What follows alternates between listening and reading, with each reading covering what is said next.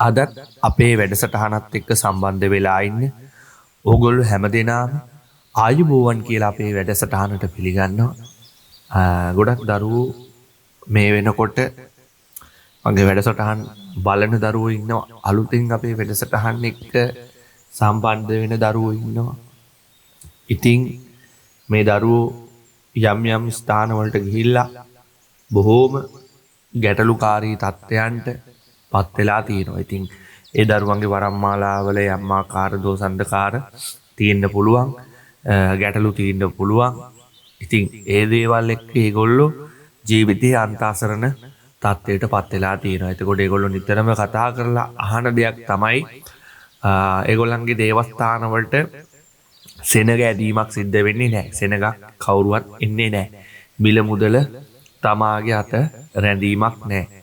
අන්ත අසරණ වෙලා තියෙන ගුරුතුමනි, මේ දේ වෙනුවෙන් යම් කිසි දෙයක් අපිට පිටුවහලා ගන්න පුළුවන්ද කියන දේ ගොඩාක් දරුවෝ කතා කරලා අහනවා. ඉතින් ඒ දරුවෝ වෙනුවෙන් තමයි අද මේ වැඩසටහන කරන්නේ. මං කලිනුත් මේ කැඹුරුම් මාලාව හරියාකාර බල කරගන්න, සත්‍ය කරගන්න තමාගේ ඥාති දේවතාවුන් වහන්සේලාගෙන්, ඒ වගේම තමාට වරම් මූලික කරන්නා වූ දේවතාවුන් වහන්සේලාගෙන් කොයි විදිහටද සත්‍ය කරලා කැඹුරුම් මාලාවක් ලබා ගන්නේ කියන දේ පිළිබඳව යම් ආකාර අවබෝධයක් ගොඩක් පිරිසට ලබලා දීලා තිනවා, දරුවන්ට ලබලා දීලා තිනවා. දැන් මගේ ස්ථානෙට දෙවොලට පැමිණෙන දරුවෝ දන්නවා ඒ කටයුතු කෙරෙන්නේ කොහොමද කියලා. මේ වැඩසටහන ඇත්තටම කරන්නේ මේ මගේ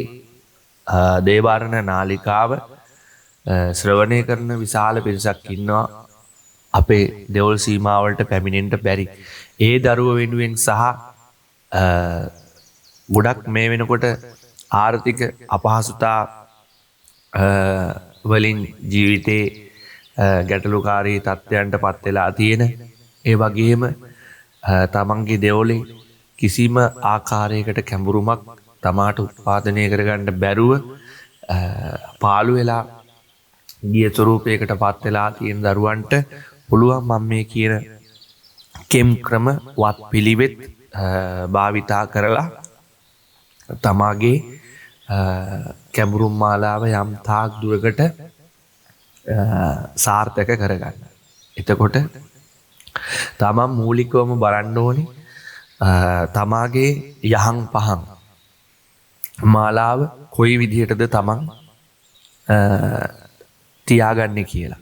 සහ ඒ යහන් පහන් ගොඩක් දරුවෝ දන්නවා ඇතුල් පන්තිය පිට පන්තිය කියලා වෙන් කරගෙන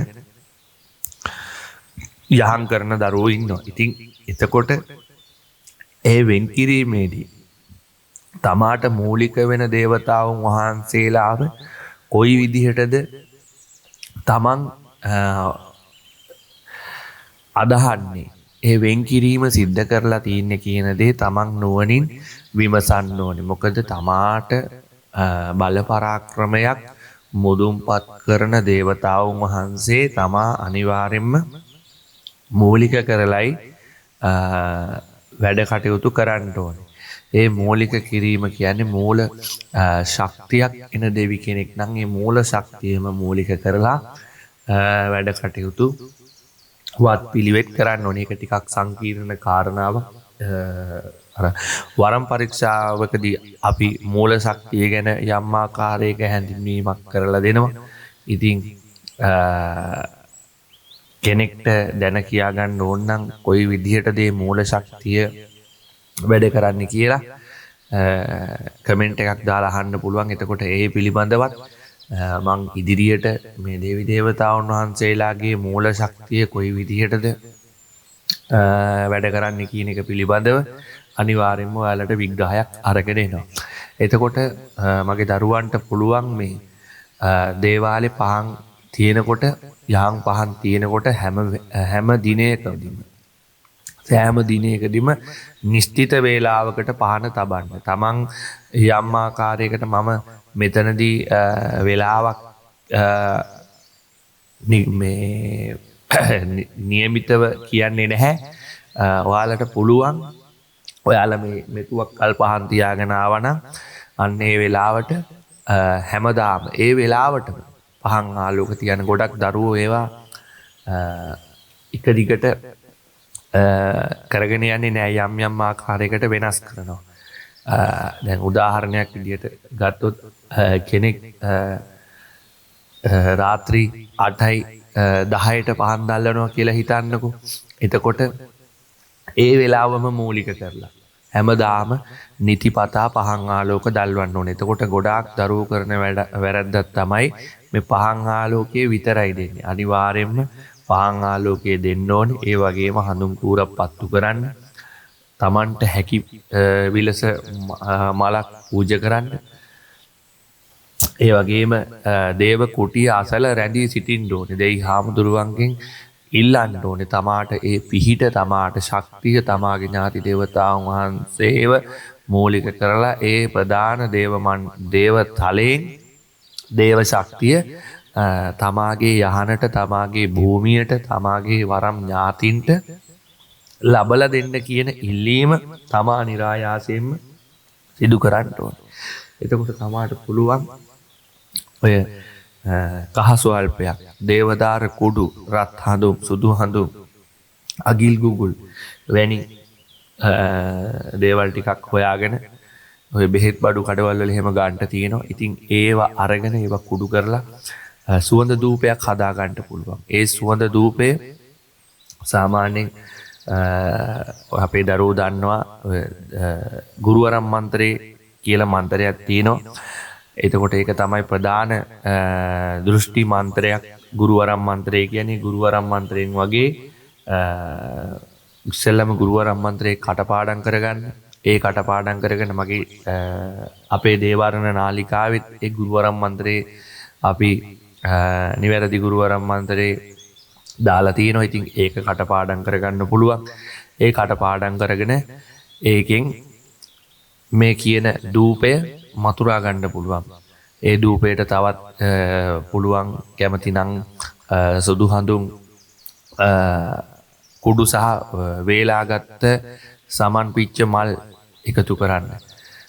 ඉතින් ඒ දේවල් එකතු කරගෙන සුවඳ ධූපය හදලා තමන්ට පුළුවන් තමන්ගේ ඥාති දේවතාවුන් වහන්සේලා බලවෙන්න තමන්ගේ දේව මණ්ඩලයේ බලවෙන්න පහන් ආලෝක මාලාවල් දැල්ව ගන්න. ඒ දැල්වලා ඒ දැල්වපු පහන් ආලෝක මාලාවට දුම් අල්ල ගන්න පුළුවන් මේ කියන්නා වූ දුම් කුඩු භාවිතා කළා. එතකොට පහන් ආලෝක දැල්වීමේදීත් තමාගේ දේවතාවුන් වහන්සේලාට ප්‍රිය තෙල් වර්ග තියෙනවා. තමාට මුල් කාලීනව අමාරු වෙන්න පුළුවන් ඒ තෙල් වලින් පහන් දැල්වන්න. දැන් උදාහරණයක් විදිහට කිව්වොත් තල තෙල්, කොහොඹ තෙල්, පස් තෙල්, ගි තෙල් වැනි තෙල් ಜಾති. අබ තෙලුත් විශේෂයි. එතකොට ඒ වැනි තෙල් වලින් තෙල් බිඳුවක් හරි තමන් පත්තු කරන පහනට දාන එක ගොඩාක්ම වටිනවා. ඉතින් ඒ වගේ තෙල් ටිකක්කුත් අර විදියට ගුරුවරම් මන්ත්‍රේ වැනි ප්‍රධාන දෘෂ්ටි මන්ත්‍රයකින් බල ගන්නගෙන තමාට පුළුවන් ඒ තෙල් මාලාව වුණත් භාවිතා කරන්න. එතකොට අනිවාර්යෙන්ම මේ තමාට තමාගේ ස්ථාන මාලාවේ කැඹුරුම් බොහෝ දුරට සත්‍ය කරගන්න පුළුවන්.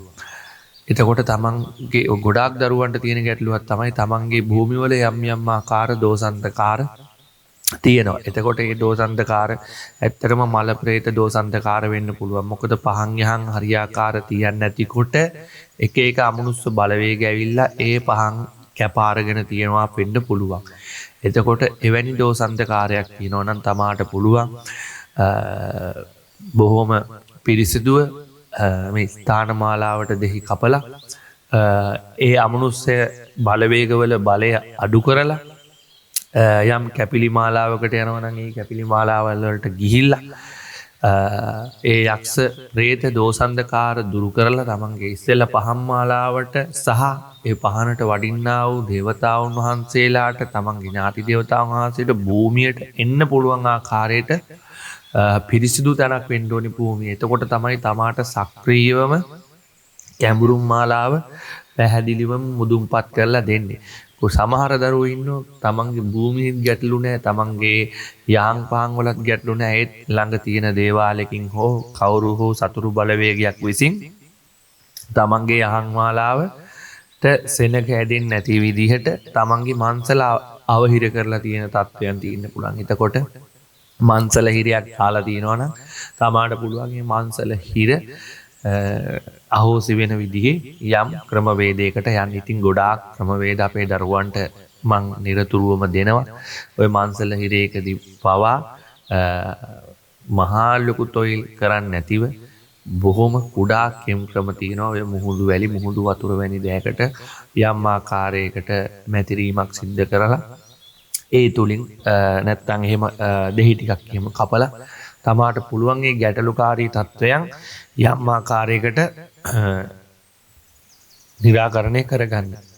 එතකොට මේ මගේ මේ නාලිකාව බලන්නේ ගොඩාක් දුප්පත් දරුවෝ බලන්නේ.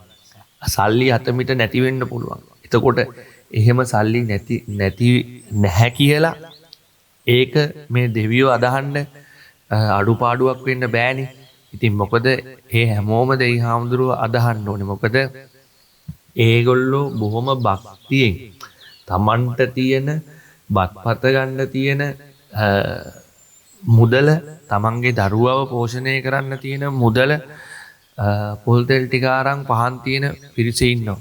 ඒ තරම් දෙවියන්ට භක්තියක් ආදරයක් තියෙනවා. ඉතින් ඒ වගේ දරුවන්ට වර්ධින්න කවදාවත් කොහිම විදියකින්වත් හොඳ නෑ සහ එහෙම සිදු වෙන්න එක එච්චරම හොඳ දෙයක් නෙමෙයි. ඉතින් ඒ නිසා අනිවාර්යෙන් ඒ සියලු කරුණු කාරණා, මොකද දිනපතා කතා කරන දුරකථන ඇමතුම් වලට ප්‍රතිචාරයක් විදියට තමයි මේ අපේ දේවස්ථානයට එන්න බැරි දරුවන් වෙනුවෙන් උදෙසා මේ වැඩසටහන කරේ. ඔයගලන්ට යම් කිසි ශක්තියක් වෙයි කියලා තවත් කාරණාවක් කියන්නම් අවසාන වශයෙන්. තෝරාගත්ත එක් දිනක අනිවාර්යෙන්ම තමන්ගේ යහන් මාලාවේ කිරි උතුරවන්න.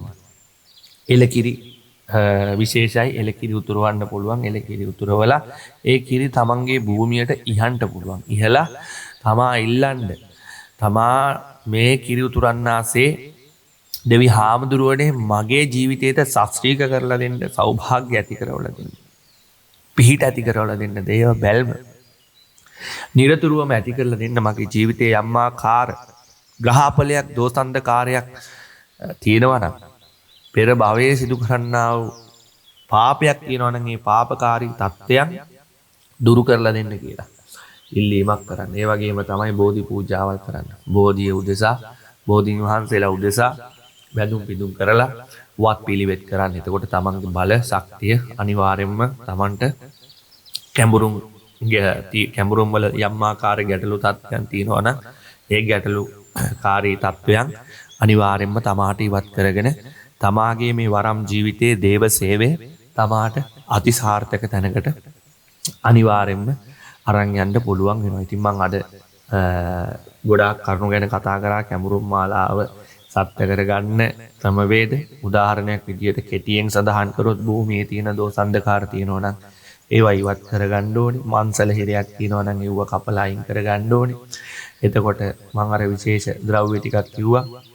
කහ කුඩු, දේවදාර කුඩු, අගිල් ගුගුල්, සුදු හඳුන්, රත් හඳුන්, ඒ වගේම සමන් පිච්ච වේලාගත් සමන් පිච්ච මල්, සේපාලිකා උනත් ගැටලුවක් නෑ. ඒ වගේ මල් ಜಾති වේලලා කුඩු කරලා අර දේවල් එක්ක එකතු කරලා තමන්ට පුළුවන්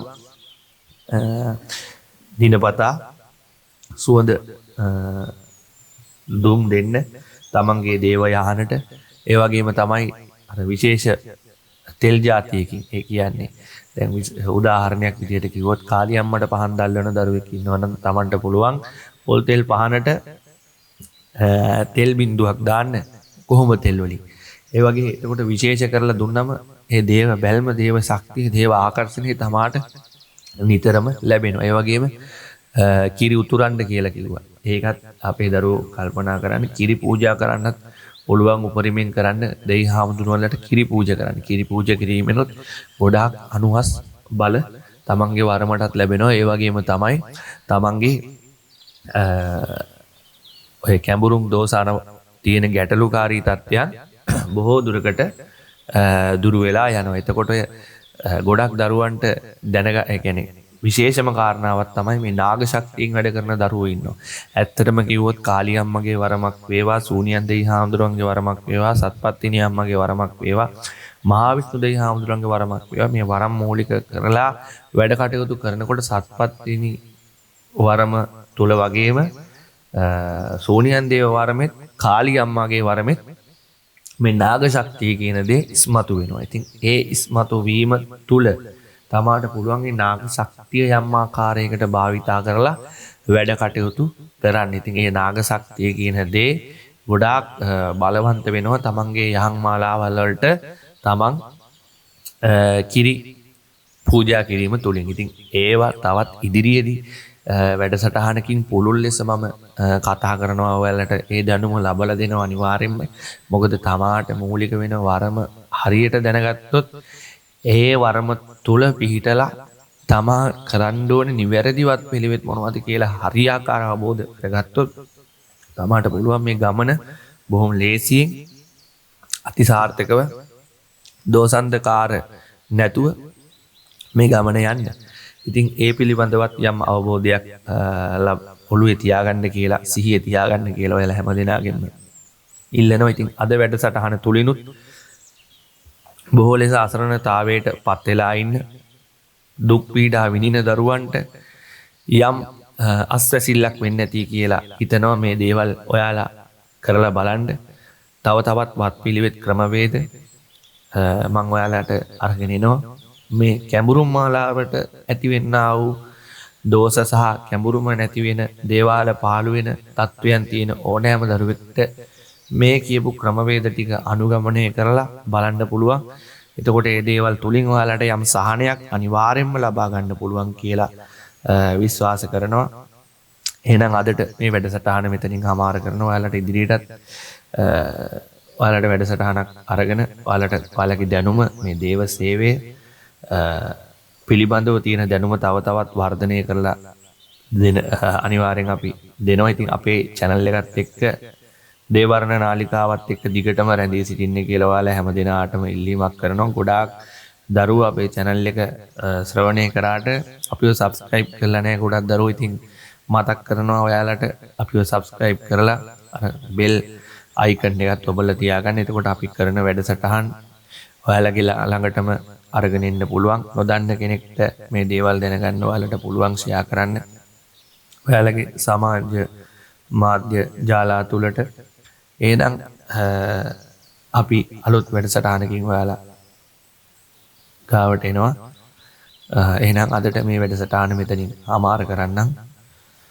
ඔයාලා හැම දිනාටම උතුම් බලකාර, තෙදකාර, හැඩකාර, නම්බුකාර, ගම්බාර ශ්‍රී සිද්ධ සෝනියා දිව්‍ය රාජෝත්තමයන්න් වහන්සේගෙත් උතුම් වූ කාලි මෑණියන්ගෙත් පීඨානුභාවය ලැබෙන්න ඕනි කියලා මුළු හදවතින්ම ප්‍රාර්ථනා කරන ගම ඔයාලා හැම දිනාටම තෙරුවන් සරණයි.